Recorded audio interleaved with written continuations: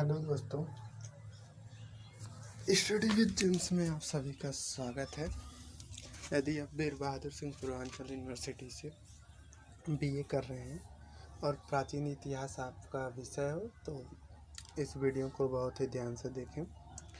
सबसे पहले हम बात कर लेते हैं कि आखिर सिलेबस है क्या, हमको सिलेबस में पढ़ना क्या क्या है, कि आखिर हमारा पेपर जो है वह किन किन सब्जेक्ट से आएगा। तो सबसे पहले शुरू करते हैं। जो हमारे प्राचीन इतिहास का पेपर है उसका जो पहला पेपर है, एक ही तो पेपर होगा क्योंकि अब तो सेमेस्टर वाइज कर दिया गया है।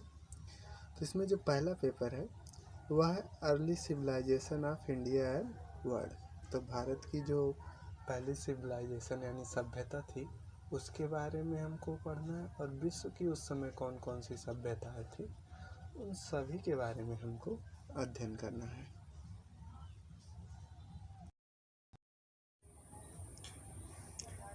तो अध्ययन के स्रोत में पहले हमको क्या पढ़ना है। अध्ययन के स्रोत में, अध्ययन का स्रोत का तात्पर्य है कि वैसी सभी चीज़ें जिनके बारे में या जिनको पढ़कर हमें पता चले कि उस समय भारत की जो शुरुआती सभ्यताएं थी और विश्व की शुरुआती सभ्यताएं थी, उन लोगों को रहन सहन क्या था, वो लोग किस जैसे व्यवहार से रहते थे, क्या खाते थे, कौन सा वस्त्र पहनते थे, उन सभी के बारे में हम जिन चीज़ों को पढ़ के जानकारी प्राप्त करते हैं उन्हीं को हमें पढ़ना है।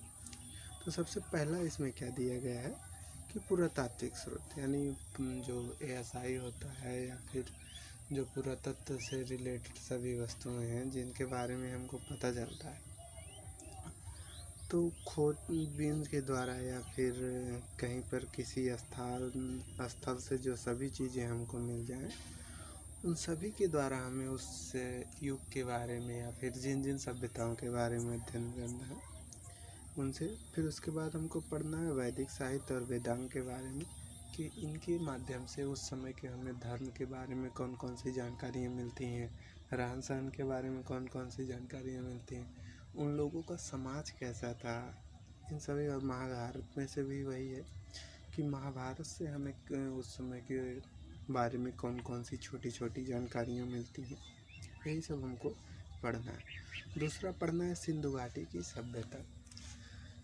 अक्सर यह माना जाता है कि भारत की या फिर विश्व की सबसे पुरानी जो सभ्यता थी वह कौन सी थी, सिंधु घाटी सभ्यता। तो इसके हमको उदय के बारे में पता है, यानी कि इसका खोजबीन कब हुआ, इसके समय काल क्या थे, फिर उसके बाद उसका विस्तार कहाँ कहाँ हुआ था, कहाँ कहाँ तक जो है यह सिंधु घाटी सभ्यता फैली हुई थी। फिर उसके बाद इसकी जो प्रमुख विशेषताएं हैं कि आखिर यहाँ के लोगों का कैसा जीवन रहता था, सामाजिक विशेषताएं हो गई, धार्मिक विशेषताएं हो गई, ये लोग किसकी पूजा करते थे, हमें इन सभी के बारे में जानकारी लेने हैं। ठीक उसी तरह फिर अगला क्या है, वैश्विक व्यापार संपर्क तथा इन लोगों का जो कार्य होता था वह कैसा था। जैसे आज के समय में कोई खेती कर रहा है तो कोई बिजनेसमैन है, कोई किसी न किसी फील्ड में है, तो इस आज के बाद जब भी कहीं पर यहाँ पे खुदाई होगी फिर हमको पढ़ना है वैदिक संस्कृति के बारे में, कि उस समय की जो संस्कृति थी, या फिर आर्यों के बारे में पढ़ना है कि आर्य आए कहाँ से थे, उनका सामाजिक जीवन कैसा था और धार्मिक जीवन कैसा था। फिर इन सभी लोगों का सिंधु घाटी से कौन सा संगठन था, यानी ये लोग सिंधु घाटी से कैसे जुड़े हुए थे। जो वैदिक सभ्यता के लोग थे वह सिंधु घाटी से किन किन कारणों की वजह से जुड़े हुए थे, या इन दोनों में कौन कौन सी सिमिलरिटी पाई जाती थी, हमें इसके बारे में अध्ययन करना है। फिर उसके बाद है महाकाव्य युगीन संस्कृति, यानी कि उस समय जो है कौन कौन से नैतिक आदर्श थे, लोगों के बीच जो है कैसे व्यवसाय रहते थे, तथा उनका सामाजिक संगठन कैसा था, कैसे लोग एक दूसरे पर डिपेंड रहते थे। इस तरह हमारे भारत के बारे में हमको इतना अध्ययन करना है। फिर जो नेक्स्ट है वह हमें आ जाता है अर्ली सिविलाइजेशन ऑफ वर्ल्ड, यानी विश्व की जो है प्रारंभिक सभ्यताएं थी, हमें उनके बारे में अध्ययन करना है।